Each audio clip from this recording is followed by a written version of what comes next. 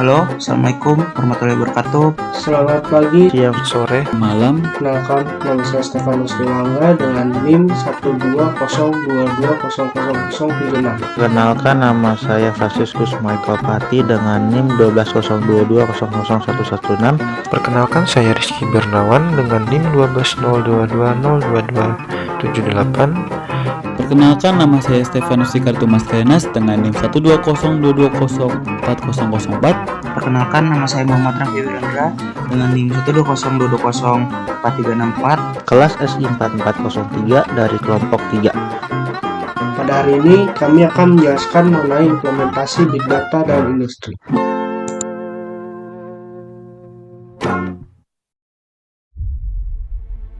Big Data adalah istilah yang digunakan untuk menggambarkan jumlah data yang besar dan kompleks, yang sulit untuk ditangani dengan menggunakan teknik dan alat yang tersedia secara tradisional.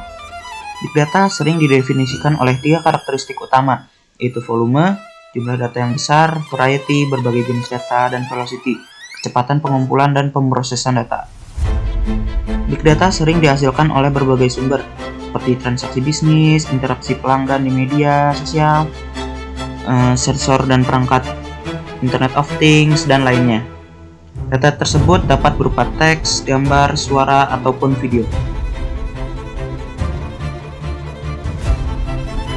Penggunaan Big Data sendiri ini dapat membantu perusahaan untuk mengambil keputusan yang lebih tepat, meningkatkan efisiensi operasional, dan meningkatkan pengalaman pelanggan. Namun, untuk dapat mengelola dan mengolah Big Data dengan efektif diperlukan teknologi alat khusus seperti teknologi cloud computing, platform, data analitik, dan lainnya. Untuk menangani Big Data sendiri perlu diterapkan teknik dan alat yang khusus seperti teknologi cloud computing, data lake, dan teknologi analitik yang memungkinkan untuk mengelola dan menganalisis data secara efisien. Tujuan dari menangani Big Data sendiri adalah untuk mengambil informasi yang berguna dan menentukan pola tersembunyi dalam data yang akan membantu kita untuk mengambil keputusan dalam suatu bisnis atau penelitian. Big Data merujuk pada kumpulan data yang sangat besar dan kompleks yang dapat digunakan untuk menemukan pola, tren, dan korelasi yang berguna dalam mengambil keputusan bisnis. Industri dapat menggunakan Big Data untuk meningkatkan efisiensi operasi, meningkatkan pengambilan keputusan, dan meningkatkan pelayanan kepada pelanggan. Agar lebih mudah, kami akan memberikan contoh kasus dari contoh implementasi Big Data dari salah satu perusahaan retail, yaitu Alfamidi. Alfamidi adalah salah satu perusahaan retail terkemuka di Indonesia yang menyediakan berbagai macam produk kebutuhan sehari-hari. Perusahaan ini didirikan pada tahun 1992 dan saat ini memiliki lebih dari 1.700 toko yang tersebar di seluruh Indonesia. Alfamidi merupakan anak perusahaan dari PT Sumber Alvaria Trijaya Tbk, yang merupakan salah satu perusahaan retail terbesar di Indonesia yang terdaftar di Bursa Efek Indonesia. Produk yang dijual oleh Alfamidi meliputi makanan, minuman, kebutuhan rumah tangga, kebutuhan pribadi, dan produk lainnya.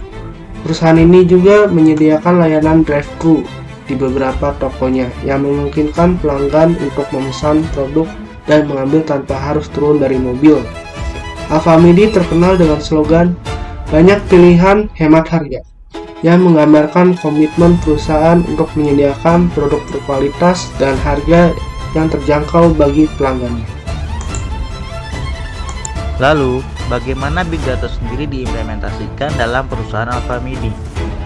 Big Data dapat diterapkan dalam perusahaan retail seperti Alfamidi dengan cara-cara berikut. Yang pertama, analisis pelanggan.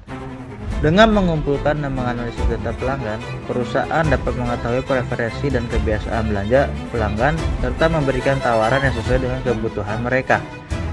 Yang kedua itu, optimalisasi stok.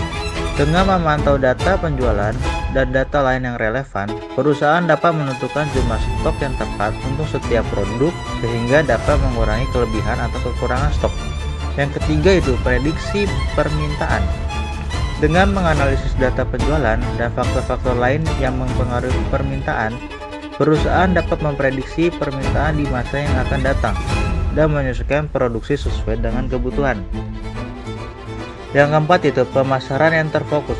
Dengan mengumpulkan dan menganalisis data pelanggan, perusahaan dapat menargetkan pemasaran kepada kelompok pelanggan yang lebih spesifik dan memberikan tawaran yang lebih relevan bagi mereka.